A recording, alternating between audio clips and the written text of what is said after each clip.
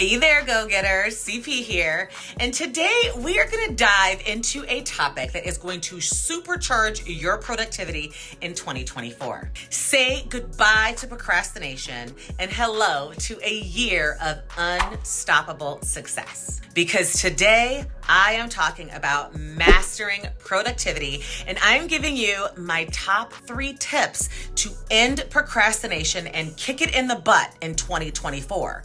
Aren't you over it? And I'm giving away my time management cheat sheet for free, which will be your roadmap and secret to success. But you gotta watch and hang out for a while in order to get it.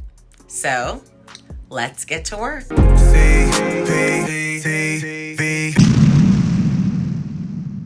It is time to talk about time, not the time.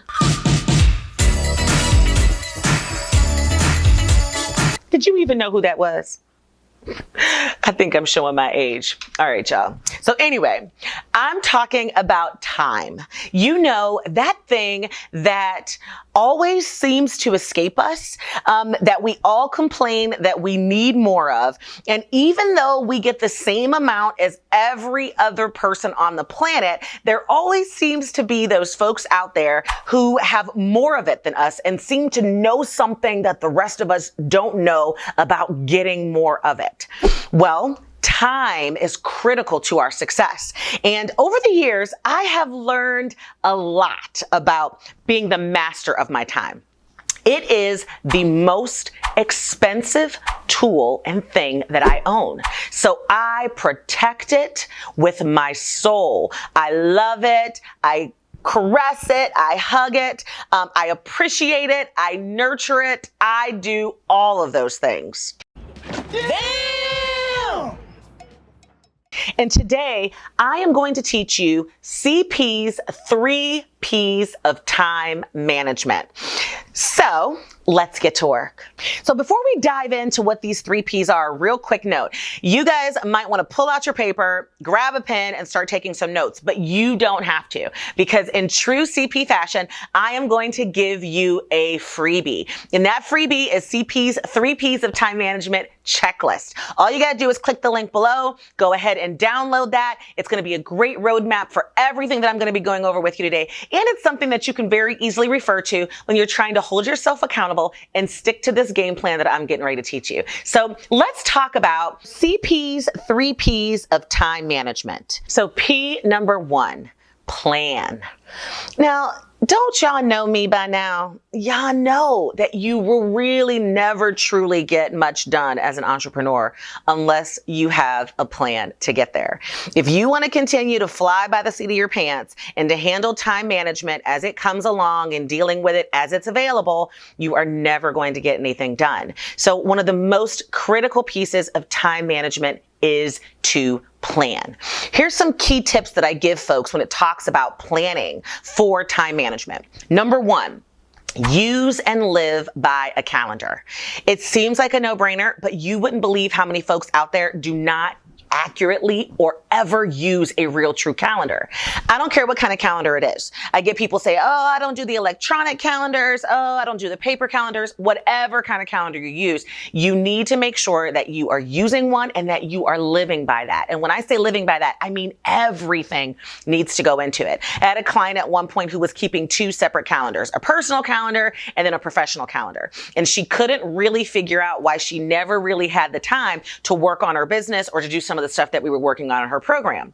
And the main reason was because when she was looking at one calendar, she had no idea what was going on in her personal life. And when she was working with her personal calendar, she had no idea what was going on in her professional life. That is not conducive. As an entrepreneur, your personal life and your professional life both matter. They work together. And so they need to be included in one calendar. And that calendar is going to drive your actions. It's going to tell you exactly where you need to be, what time you need to be there, what you ultimately need to be doing. And whether it's an appointment with an outside person or not, if it's in your calendar, you need to begin to train yourself to actually get it done. So use a calendar and live by it. Put everything in there. Your hair appointments, your doctor's appointments, your nail appointments. Can y'all tell? You got to put everything, your kids' sports appointments, your practices, your concerts, everything goes in that calendar, and you live by it and you ultimately use it. So if you are planning on being an entrepreneur and you are not currently in a role where you have to actually use a calendar on a daily basis, now is the time. Go out. Gmail calendars are amazing. They sync with your phone. They sync with all kinds of things. Go out. Set up your Gmail account and use your Gmail calendar. The first real key piece in planning for time management.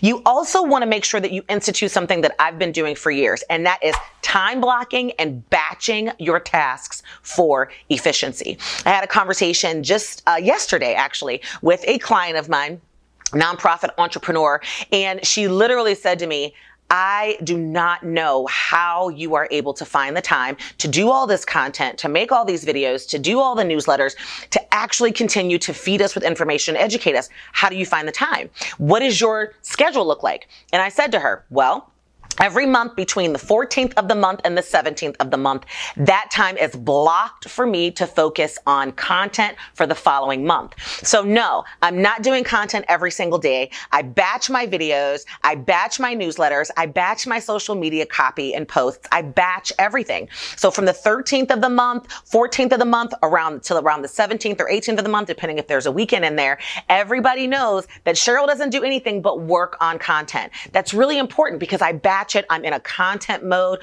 I'm doing my research.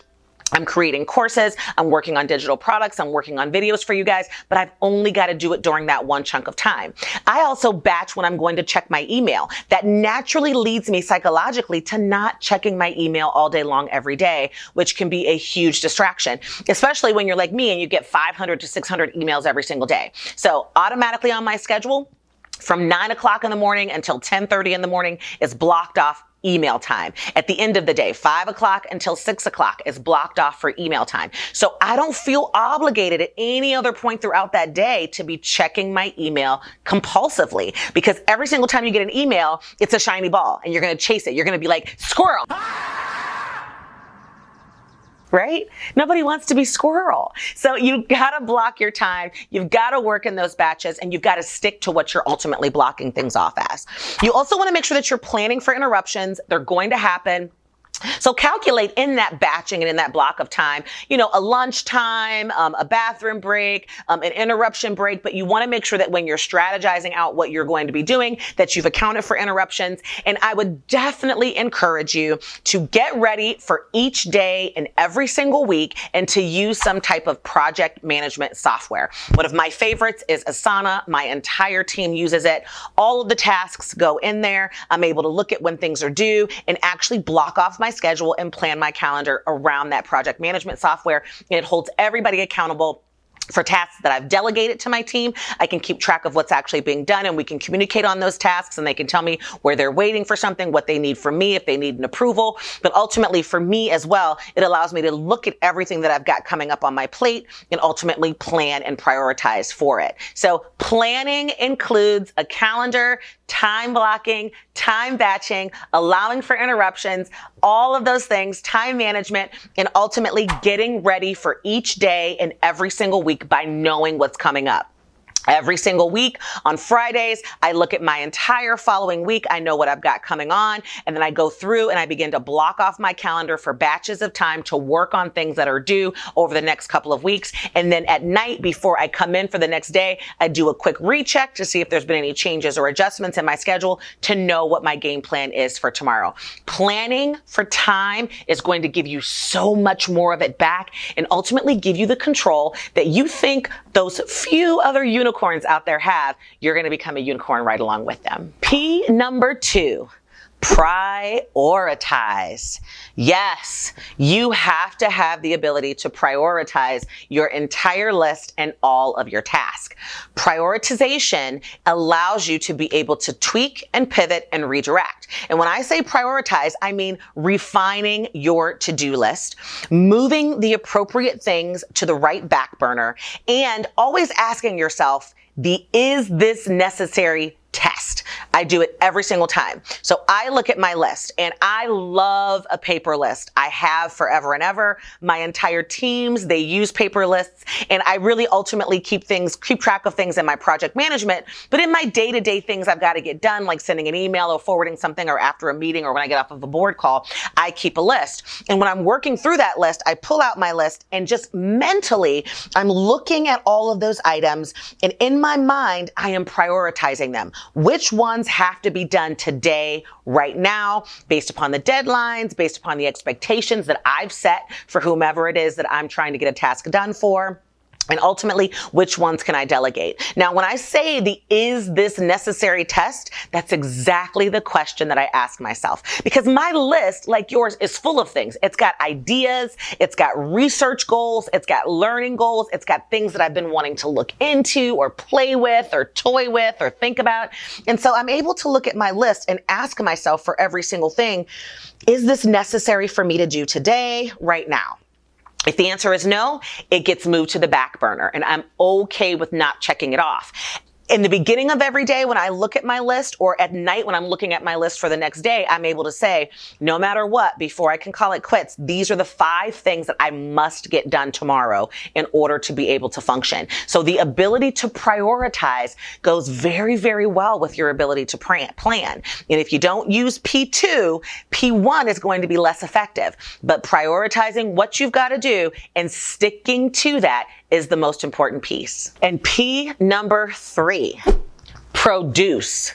What does that mean? It means actually getting it done. And there are some very specific things that I do in the area of producing that allows me to maximize my time management. So yes, I'm a mom of 6. You guys have probably already seen my video on that. And if you haven't, I'm going to go ahead and link to that up here in the cards, because it talks about how I'm able to juggle all of that. And a lot of that has to do with my ability to manage my time. I'm a wife, I'm a sister, I'm a friend, I'm the chair of a couple of boards. I sit on multiple boards. I'm the chair of committees. I have a full team that's working for me. And really, truly, I'm running a brand of companies. So being able to produce and stick to my production schedule is critical. And there's a few things that I do. Number 1, I watch the clock. Remember back in the planning phase when I talked about batching your time, blocking off your calendar with specific tasks? I watch the clock. So again, from 9 o'clock until 10:30 every single day in my calendar, it says emails. Well, I check my emails, but when 10:30 hits, even if I'm not done with all of my emails, I stop checking emails because I am sticking to that clock. Also, if I've allocated 3 hours to work on content, I turn off my phone, I put it in airplane mode, and I spend those 3 hours working on content, and I watch that clock. And at the end of that 3 hours, I'm done with working on content, and I'm moving on to the next thing that's in my calendar. I also practice a philosophy that I've been teaching for years, and that is touch it once. That means exactly what it sounds like. Touch it once. If you go into an email, what we typically do, if you are not the manager of your time and your time is doing more management of you, you'll look at an email, you'll read it, and you'll say, I'll come back to that later. Or you'll look at a document that you know you've got to do something with, and you'll say, I'll come back to that later. All that does is fuel your procrastination bug, y'all. And you've got to stop doing that. When I check an email, if the email says, please sign this, I touch it once. I download what I've got to sign. I take care of that task and I send it back. It doesn't get added to my list of things to do. And it definitely doesn't get put in the category of I'll come back to that later. Why? Because I ain't got time to come back to it later. My time that's in my calendar for me to address emails is right now, and that's when I'm going to take care of it. So if you look at an email message and you can take care of it immediately by attaching something, by hitting reply, by sending a quick response, do it. Do not save it till later, because what you've ultimately done is just wasted all that time even looking at it because it's not even completed. I also focus on preventing distractions. I mentioned it already. When I've got a time block and I know I've got to do my due diligence, I don't allow emails. But the number one thing that I do, and it's a little trick, I put my phone on airplane mode. Airplane mode allows me to avoid the buzzes and the dings and all of the things that are kind of drawing me into my phone. And I just refuse to allow anything to interrupt me. Phone call from family and friends. Obviously, my kids are in a different boat, and I have an amazing support system, so sometimes we'll tag team it, but you've got to make sure you're eliminating distractions, and you are really focusing on that phone, because that's probably one of the biggest distractions that you're going to have. Also, I focus on not trying to be perfect. Perfectionism will prevent you from moving forward every single time. And this is one of my favorite little tools I have. I am perfectly imperfect, and that's okay. You can be perfectly imperfect too. It's going to actually allow you to bring back and get some more of that time back. Make use of waiting time. I do that everywhere I go. Now, obviously, with the situation that we're in, there isn't a whole lot of waiting in lobbies. But if I'm in a meeting, the meeting is starting late, if I'm on a Zoom call, I make use of that time. I'm working on something, I'm following up on something, I'm taking a quick peek at something, I'm responding to some emails, and that's really important. And the biggest piece to really producing in this P is not starting from scratch every single time. What does that mean? You guys know I'm a systems person. I've given you tons of processes and systems throughout our CPTV family journey. And that means that if I'm doing something for the very first time, including sending an email response to a client, I copy and paste that email into a Word document, because the next time I get the exact same question from a client, I don't want to be starting that email all over again. The next time I can open up that document, I can copy and paste that response right into the email, and I just shaved off 2 or 3 whole minutes of actually having to think of the response. So I'm very, very particular about recognizing when I'm in a situation, I might do this again later on. And if I've determined that I might be doing it again later on, I save that as a template. I begin to create a standard operating procedure around it. And the next time I have to address it, it allows me to copy, paste, and shaves off so much time from being able to get things done. So the P, the produce, is so critical, because even if you plan and even if you prioritize, if you never really focus on actually staying committed and loyal to getting the work done and producing the result, none of it means anything, and you're back to your time managing you.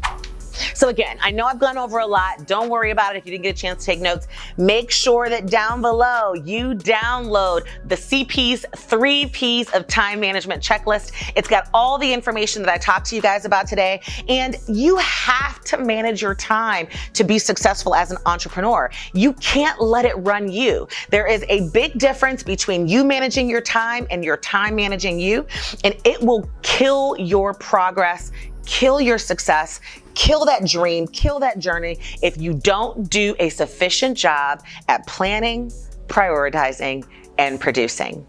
That's it for me, guys. Make sure that you subscribe. If you like this, make sure that you hit that like button, that you share this with other entrepreneurs. And until next time, my love, I will see you very soon. Have a wonderful, safe day. Mwah! Bye-bye.